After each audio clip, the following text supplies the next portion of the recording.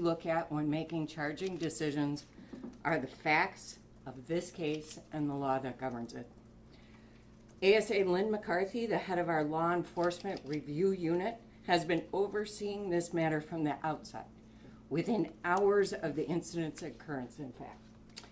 ASA McCarthy is going to present to you the analysis which was conducted in reaching our charging decision.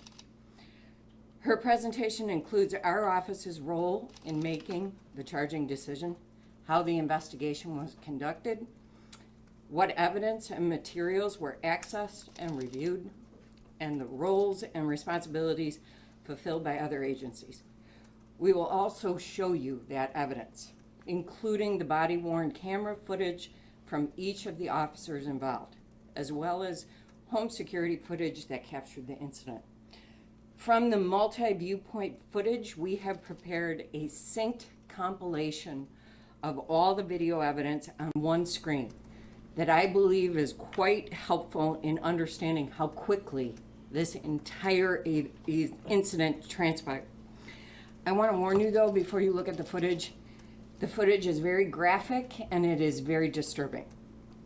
Finally, you will see the relevant statute and case law when it comes to officer-involved shootings and how our office applied those laws and precedents to reach our decision. Before I turn it over to ASA McCarthy, I want to say this. What happened that evening was a tragedy. A young life ended. A police officer was shot with a potentially career-ending injury, and many other lives were upended. An entire neighborhood was traumatized. The encounter lasted about a minute and escalated quickly. About 30 seconds after the officers first approached his vehicle, Mr. Reed opened fire, striking one of the officers. Over the next 41 seconds, 107 gunshots rang out. As you will see, it was a terrifying and chaotic scene. When a person is shot and killed by a police officer in Cook County, my office has a statutory mandate to review the investigation and all available evidence and bring criminal charges if they are warranted. In this case, the evidence is clear and overwhelming that we would not be able to meet our burden and secure convictions. Therefore, we will not be charging any of the police officers who were involved in this incident. As is the protocol in an officer-involved shooting, the Illinois State's Attorney Appellate Prosecutor's Office, it's also called ILSAP, reviews our decision based upon the evidence and the law. ILSAP is not affiliated with the Cook County State's Attorney's Office and provides an independent assessment of the law and the facts that are presented. ILSAP has reviewed this case and our decision, and they have issued their opinion agreeing with our decision that the evidence presented does not warrant any criminal charges against the officers. This decision is not reached lightly, nor does it diminish the tragedy that has occurred. But it is unmistakable that Mr. Reed was the first to fire his weapon, a gun he did not legally possess. This action seriously wounded a police officer and set off the initial exchange of gunfire. The evidence also shows that after an 8-second pause, Mr. Reed again engaged in a second round of gunfire. Now I want to be clear about something else. It is not this office's role to examine or cast judgment on police tactics. This is not the appropriate venue to judge whether the officers involved deviated from their training or whether the policies and procedures they trained on are appropriate. There are other avenues for those questions and issues to be addressed. But to the question of whether the officers committed a crime under the Illinois Criminal Code, the answer is straightforward. They did not. ASA McCarthy will take it from here, and we will be happy to answer any questions when she's done. Thank you. Thank you, Madam State's Attorney. Good afternoon. My name is Lynn McCarthy. Everybody hear me okay? My name is Lynn McCarthy. I'm an Assistant State's Attorney, and I'm the supervisor of the Law Enforcement Review Unit. As we present this, as we do this presentation, there are several areas that we're going to cover. We're going to give an overview of the incident. We're going to talk about our office's review process, not only in this case, but in general, how we review officer-involved shootings. We'll talk about the materials that were gathered and reviewed in this incident, as well as the state's attorney said, show you video. This incident was captured on 5 body-worn cameras, as well as a private residential video. We're going to play clips of those videos during the presentation. We are also going to make this presentation available on our website after the press conference. It will include not only the clips of the videos we're showing that are abbreviated for presentation purposes, but also will include links to the full videos. We're also going to show you the multi-cam presentation, which shows, as the state's attorney mentioned, all 6, the 5 body-worn cameras and the residential video playing simultaneously. We'll talk about the applicable criminal statutes as well as the case law, and then walk you through the analysis that we did in this case. So on March 21st of 2024, at about 6 o'clock in the evening, near the intersection of Ferdinand and Avers on the west side of Chicago, 5 Chicago Police Department officers who were assigned to the 11th District Tactical Team. They included Officer Gregory St. Louis, Officer Thomas Spanos, Aubrey Webb, Victor Pacheco, and Officer Alexandra Giampapa. The officers were dressed in plain clothes, but were wearing clearly visible vests that were marked with the words police on them. They were in an unmarked CPD vehicle. They were all riding in one tactical vehicle positioned as you see in this graphic. Officer Webb was the driver. Officer St. Louis was the front passenger. Officer Spanos was in the rear driver's side. Officer Pacheco in the middle seat, and Officer Giampapa was in the rear passenger side. They performed a traffic stop at that location of a white Terrain SUV, GMC Terrain SUV. Dexter Reed was the sole occupant of that vehicle, and he was 26 at the time of the incident. After performing the stop, Officer St. Louis, as you can see in the graphic, exited from the passenger side of the squad car and approached on the passenger side of Reed's vehicle. Officer Giampapa approached on the driver's side. As they interacted with Mr. Reed, additional officers ultimately exited their vehicle and also approached the SUV. They all had body-worn cameras on that were activated. During their interaction with Mr. Reed, he was not complying with any of their verbal directions. He had tinted windows on his vehicle, and as they gave commands to raise them up, he lowered them down. He raised them back up and down again. He was asked to unlock the doors and show his hands, and he did not comply with their commands. Due to that lack of compliance, all 5 officers ultimately exited the squad car and approached his SUV. Within 30 seconds of the officers approaching the SUV, Reed fired a gun out of the passenger window and struck Officer St. Louis in his left wrist. Officers then returned fire. There was then a pause of about 8 seconds, followed by another volley of shots. Evidence does indicate that Reed fired again during this second volley. He fired not only out of the passenger side of his vehicle, but also out of the driver's side. Officers fired additional shots. Reed then moved the vehicle forward and crashed into a parked car. He exited the SUV, wedged between his SUV and the squad car, walked to the back of the SUV while crouching down. Additional shots were fired by the officers. He fell behind his SUV, and the final shots were fired by officers. There were a total of 107 shots that were fired during this incident. A total of 26 were fired by 4 of the officers. 96 were fired by 4 of the officers. 11 shots were fired by Dexter Reed. Dexter Reed sustained 13 gunshot wounds, resulting in his death. A gun was found on the front passenger seat of his SUV in the slide lock position. Slide lock occurs when a gun is fired until it is empty. The incident was captured, the shooting incident itself was captured on the BWCs as well as at private residential video. The entire encounter took place in a little more than 1 minute. It was approximately 71 seconds. Within 30 seconds of the officers approaching Reed is when Reed fired first, and then the shooting lasted a total of 41 seconds from the time of Reed's first shot until Reed fired his final shots. One thing to keep in mind is, as we're talking about these times, keep in mind that there are estimates because this incident unfolded so quickly. We're talking about fractions of seconds, sometimes hundreds of seconds, as we talk about the time frame. Our review process is mandated by Illinois statute.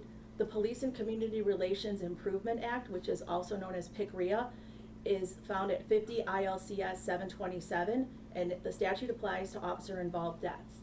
The statute defines an officer-involved death as any death of an individual that results directly from an action or directly from an intentional omission of a law enforcement officer while the officer is on duty or otherwise acting within the scope of his or her employment.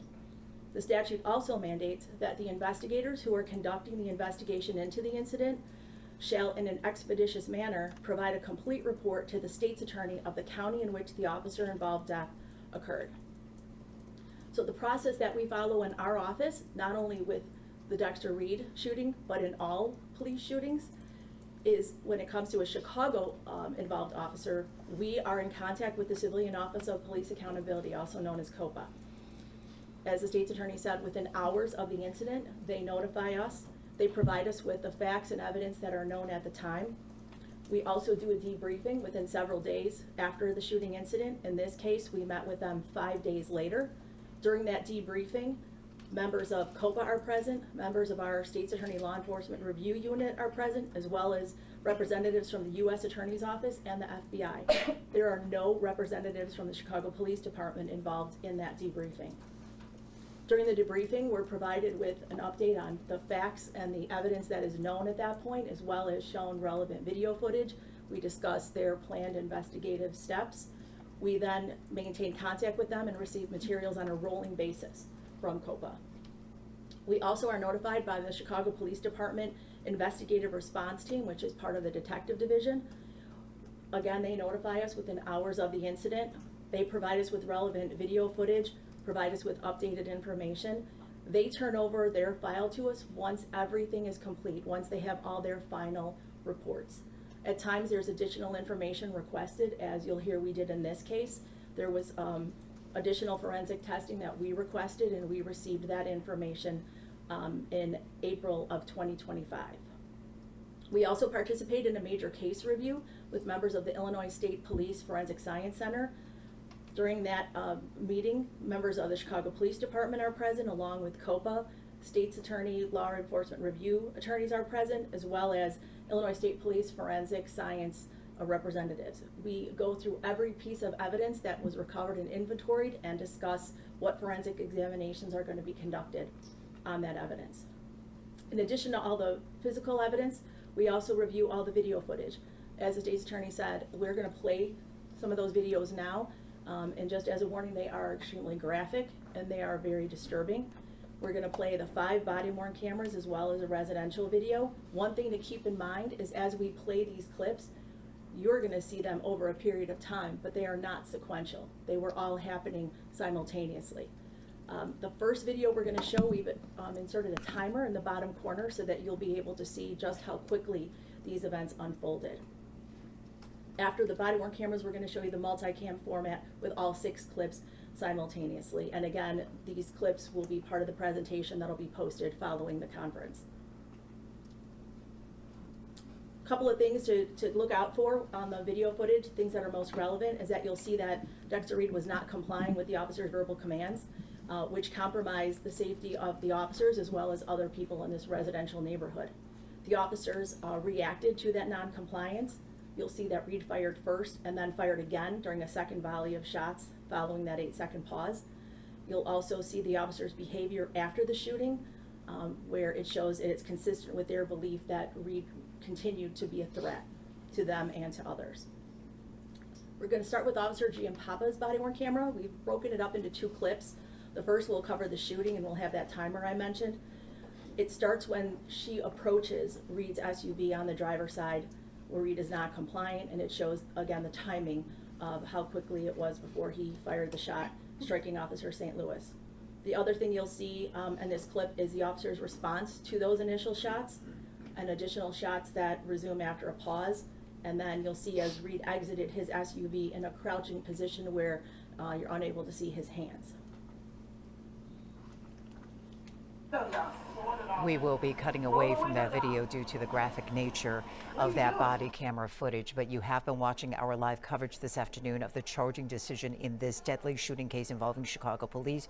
Cook County State's Attorney Eileen O'Neill Burke announcing this afternoon that no criminal charges will be filed against any of the officers involved in the shooting death of Dexter Reed, saying that Reed fired first at the officers and that, quote, evidence presented does not warrant any criminal charges against the officers. We will, of course, continue to cover this news conference and gather reaction to the story for you, and we will have the very latest for you on Eyewitness News at 4 this afternoon. And you can also find coverage on our website and, of course, our news app. For now, I'm Judy Sue in the ABC 7 Newsroom. I'll see you on the news at 4 o'clock. This has been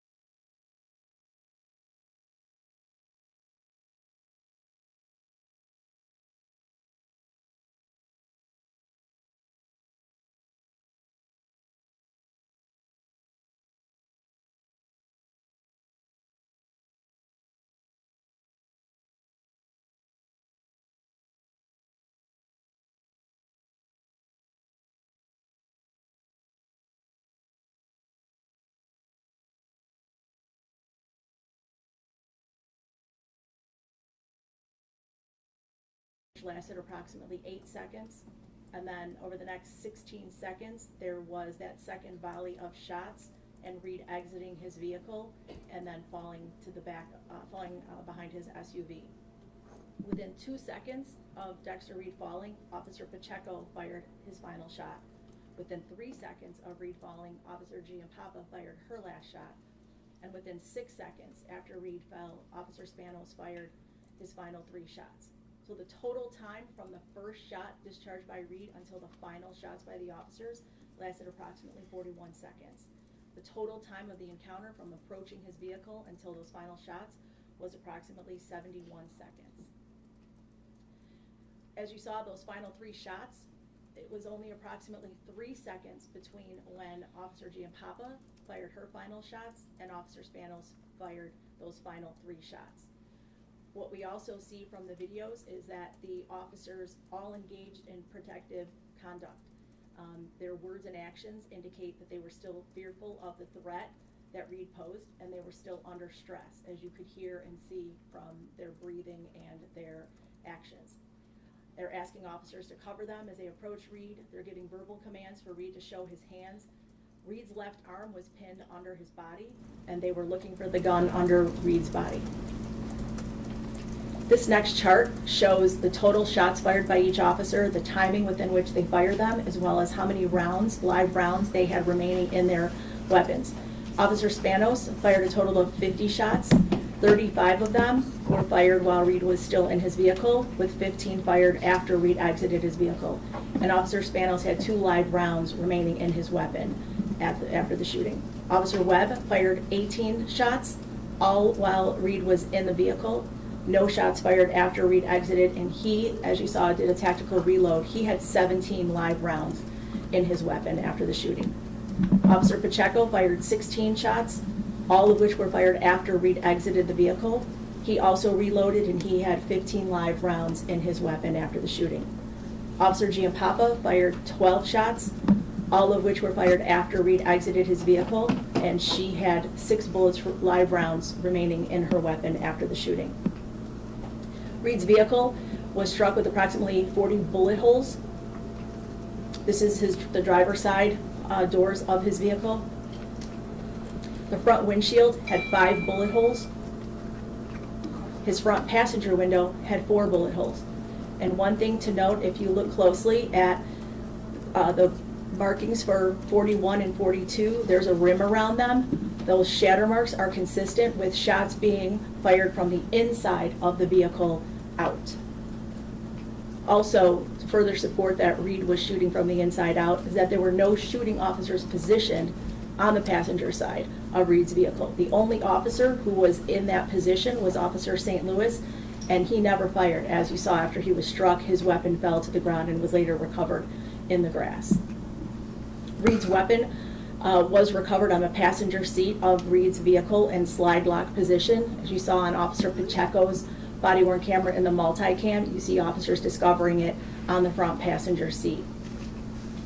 The weapon is a Taurus 9mm Luger semi-automatic pistol. It had a total capacity of 13 rounds, 12 in the magazine plus 1 in the chamber.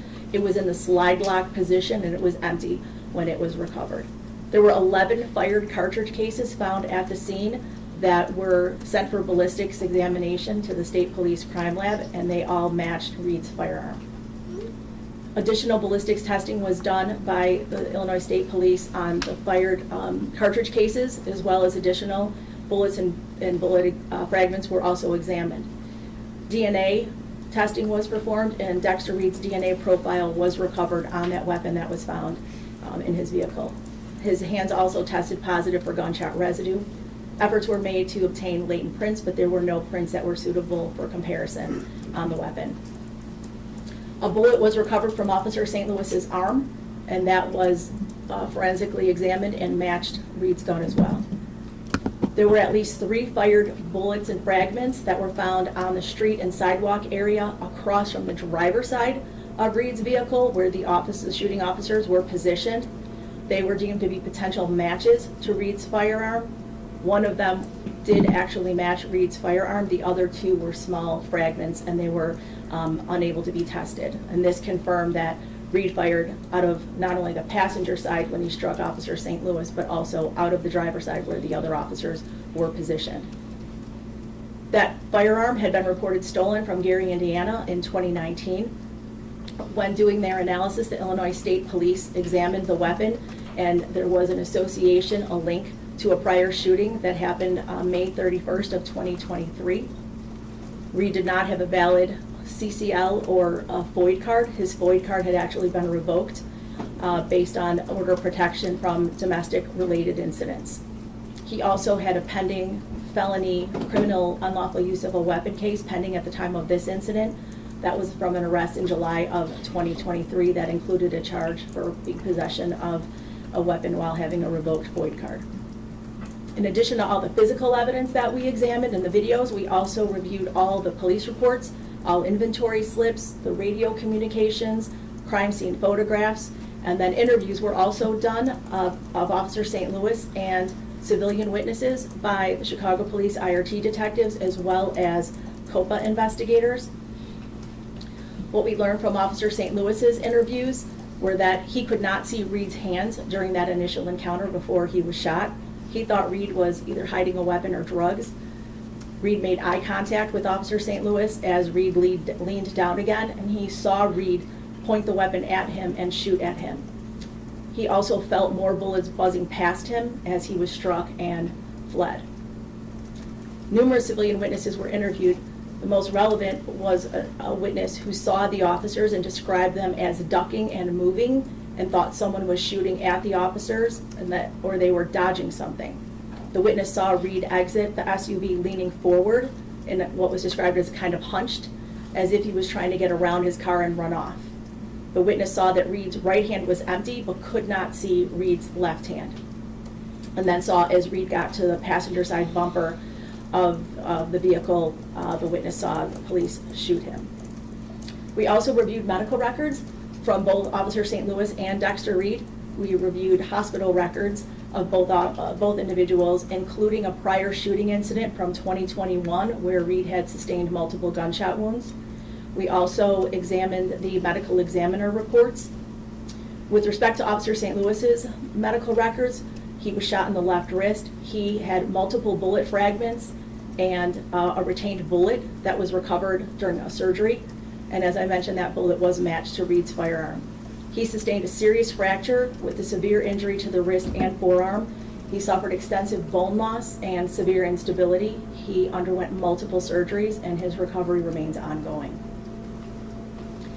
Dexter Reed's medical records reflect that he was unresponsive and intubated upon arrival at Mount Sinai Hospital. He sustained a total of 13 gunshot wounds, the order of which is unknown. We do know that there were 7 through and through gunshot wounds, and there were 6 lodged bullets from this shooting incident. His cause of death was multiple gunshot wounds, and the manner was homicide, which is defined as a death caused by another. Medical examiner recovered 7 bullets during the autopsy. Forensic examination revealed that 4 of them matched Officer Spanos' gun, 2 matched Officer Pacheco's gun, and 1 was from an unrelated domestic incident that occurred on August 25th of 2021, which also resulted in the use of a prosthetic left eye. In addition to all the records and materials that we received from the Chicago Police, from COPA, and from the Illinois State Police, we also took some additional steps to do a thorough investigation in this matter. We requested some additional forensic testing to be done. We asked the lab to examine the bullets and fragments, and they determined that there were 3 bullets and fragments that were a possible match to Reed's weapon. That additional testing, which ultimately resulted in one of the bullets matching Reed's weapon, was completed in February of 2025. We also put together the multi-cam video comparison. As mentioned, we have a state attorney investigator who's a certified Axon investigate examiner, and we did that so that we could try to get the perspective of what all the officers were seeing and hearing as it happened simultaneously rather than looking at them one at a time. We also did what we refer to as their voluntary protected interviews. We refer to them as VPIs.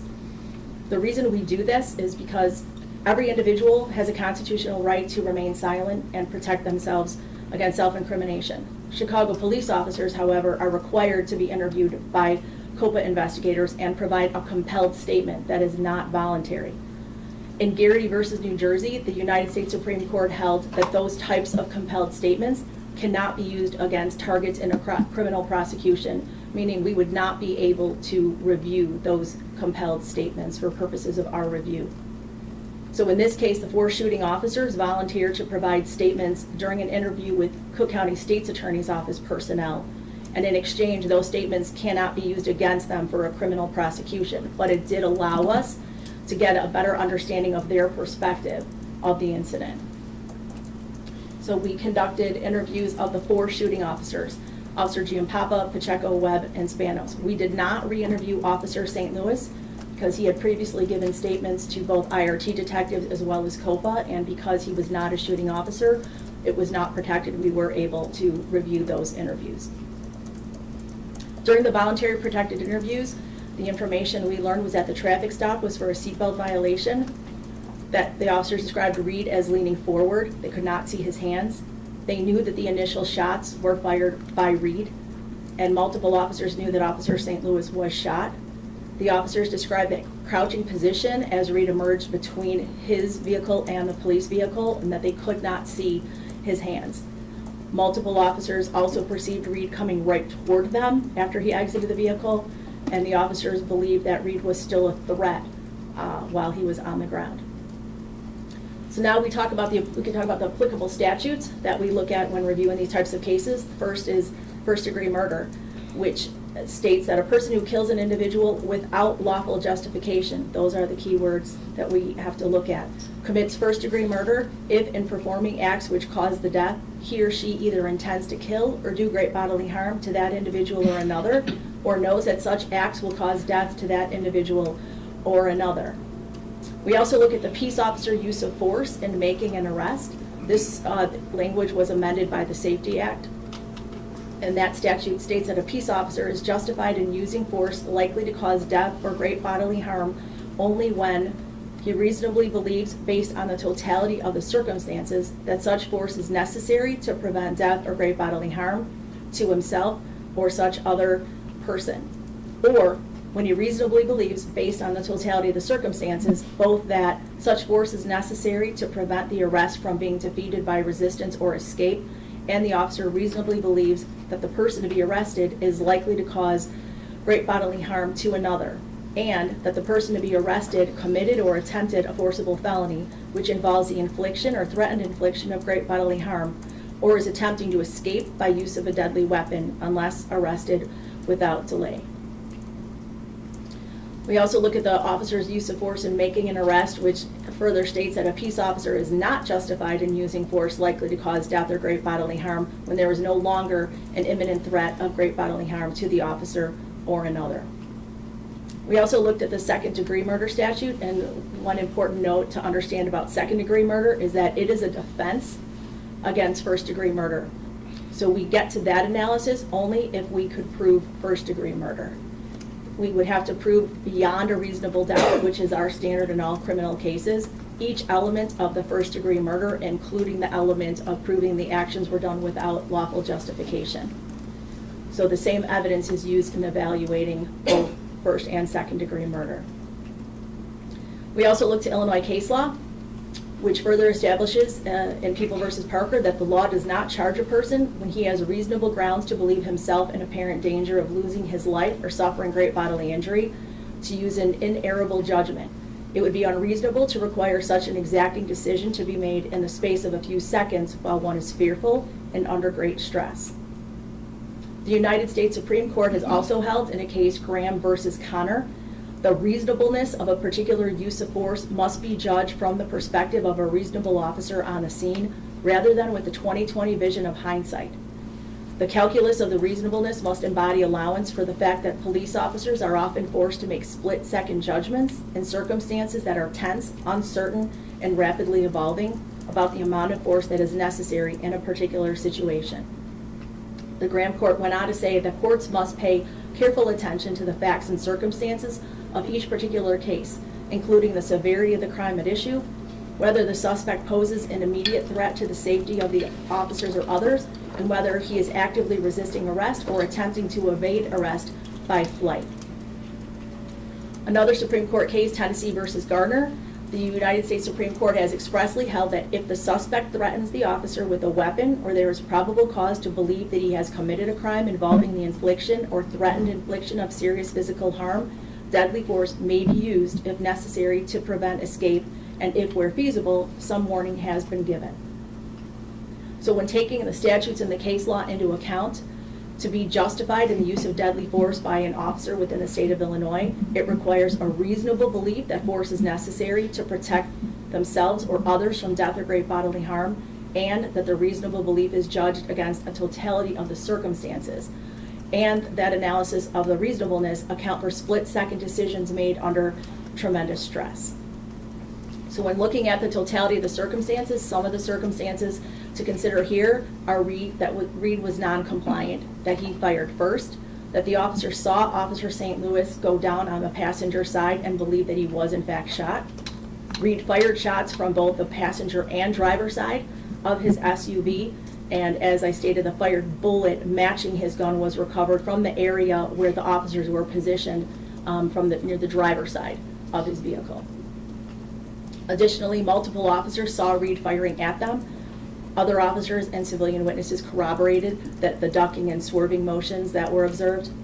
Reed also exited the car in that crouched position. The officers could not see his hands, and a civilian witness corroborated that. Officers thought that Reed was coming at them when he emerged from the car and walked toward them. The officers' words and actions reflect a fear that Reed had a gun and was still a threat while on the ground, and they could not see his left hand. We also look at the fact that Reed committed multiple forcible felonies. He committed an aggravated battery with a firearm, as well as attempt murder when he shot at Officer St. Louis and shot at the other officers. We also look at the timing, that the events unfolded in seconds. Reed started shooting less than 30 seconds from when the officers approached his car, and the shooting lasted approximately 41 seconds. So after we thoroughly review all the materials provided by COPA, the Chicago Police Department, the Illinois State Police, we determined that there was additional evidence that we wanted gathered. That was the additional forensic testing that we requested. We conducted a use of force analysis based on all applicable statutes and case law, and a final charging decision was made in April of 2025. And that final decision, as the state's attorney indicated, is that our office has declined to file criminal charges against the 4 shooting officers because we could not meet our burden of proof beyond a reasonable doubt. In April of 2025, as our office has been doing since 2017, we submitted the entire file to the Illinois State's Attorney Appellate Prosecutor, also known as ILSAP. They're located in Springfield, Illinois. They act as a special prosecutor and conduct an additional independent level of review. On July 7th, 2025, ILSAP advised, based upon a comprehensive and independent evaluation of the information provided, we find that the decision by the Cook County State's Attorney's Office to decline prosecution is consistent with the evidence. With that, we'll take questions regarding this incident. We'll go TVs in order. Charlie, Michelle, Charlie, Courtney. I'll get you. I'm sorry, who are we starting with? Charlie. Okay. State's Attorney. Dexter Reed's family and also COPA called into question the legality of the traffic stop, saying that there's no way that those officers could have seen that Dexter Reed wasn't wearing the seatbelt, and therefore the shooting shouldn't have happened in the first place. Your response to that, and also did that go into your review and ultimately your charging decision? And also, if ILSAP came back on July 7th, why now are we hearing about the final decision? So with regard to the first part of your question, what police policies, regulations, what COPA makes decisions on, that's their lane. Our sole decision-making is whether a crime was committed, whether we can sustain our burden of proof in that crime. So the police officer's tactics, any deviation from what their policy is not within our purview to judge. In the interest of transparency, we wanted to make sure that every bit of evidence that we reviewed and looked at was available to the public to see exactly why we made the decision that we made. We also took that opportunity to do a secondary review, make sure there was nothing that we missed, and that all takes time. Ultimately, it seems after your presentation that it came down simply to the fact that Dexter Reed fired first. Is that the case? I'm going to defer to Lynn on that, but there was extensive evidence that we looked, and it was not just fired first. There were bullets that were found from both the driver's side and the passenger side, but is that what makes it something that you would not be able to charge because you wouldn't be able to meet the burden of proof, essentially? exactly. That's what I was looking Yes, for. So exactly. It's that thing that makes it something that just doesn't make it feasible for you. It goes to the officer's reasonable belief. And does the officer reasonably believe that they are in danger of imminent death, of great bodily harm, or are others? And in addition to that, I mean, certainly that is one of the relevant factors we consider, but you also have to look at the ongoing activities. It wasn't just firing one shot at an officer, it was the continued firing at the officers.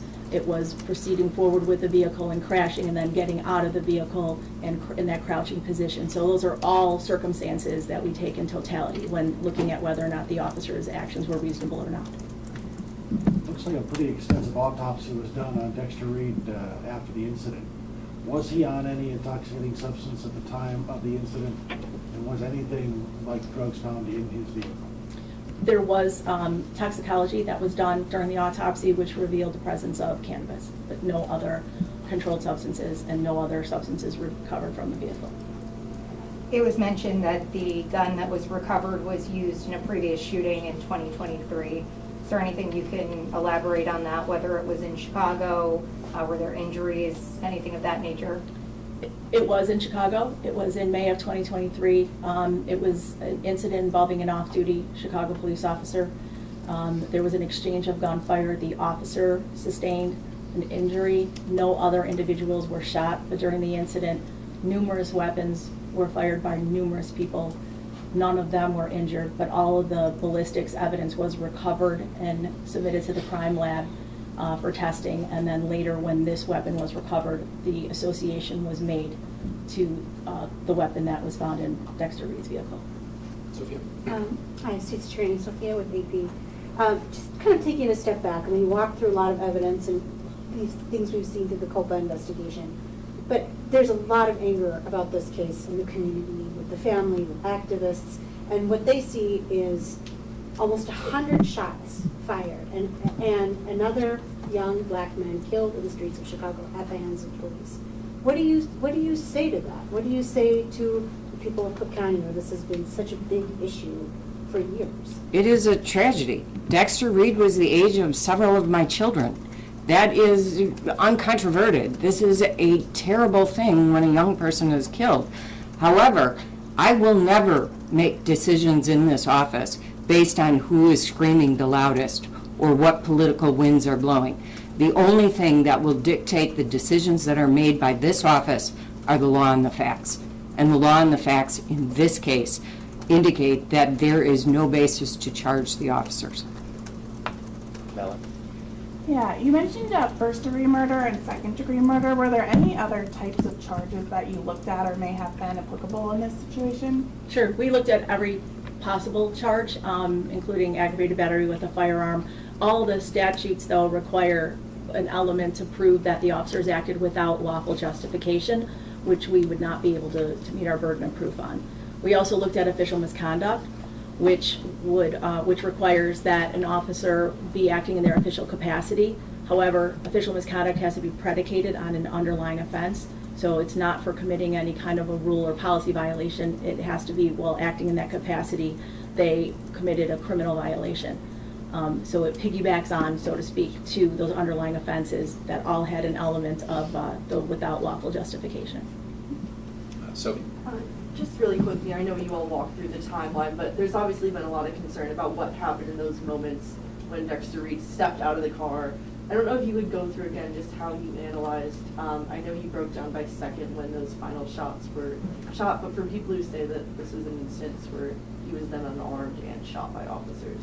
Sure. I mean, we all now know that he was unarmed when he exited the vehicle, but we would have to prove that the officers also knew that.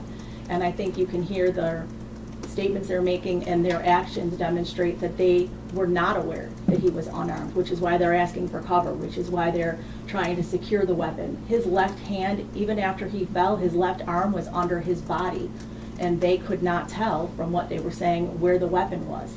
So we look at all of those circumstances, including the statutes, which talk about their, looking at a totality of the circumstances and considering that officers are under stress and have to make split-second decisions. So during that time, when he's in that crouching position and they cannot see both of his hands, and even when he falls to the ground, you can tell from the videos that their words and actions demonstrate that they believed he was still armed and therefore still posing a threat. Were any previous incidents involving these officers considered in this case at all? We received materials from COPA. As we do in all cases, we look at prior incidents, but our focus here was on whether the officers committed any criminal conduct in the actions in this case. And did you say that Reed had a prosthetic left eye? Yes. That was a result from that prior shooting, and that other older bullet was recovered during the medical examiner's autopsy. He was shot in 2021. Correct. Quick question, off topic, but your reaction to the president's comments earlier this week, taking aim at Chicago municipality. We're gonna stay on top of this, my guys, sorry. We're gonna stay on top. I could stand up here and talk about all the cases in the state's attorney's office and all the national news, but today we're focusing on Dexter Reed and the decision in that case, and I'm going to stay in my lane.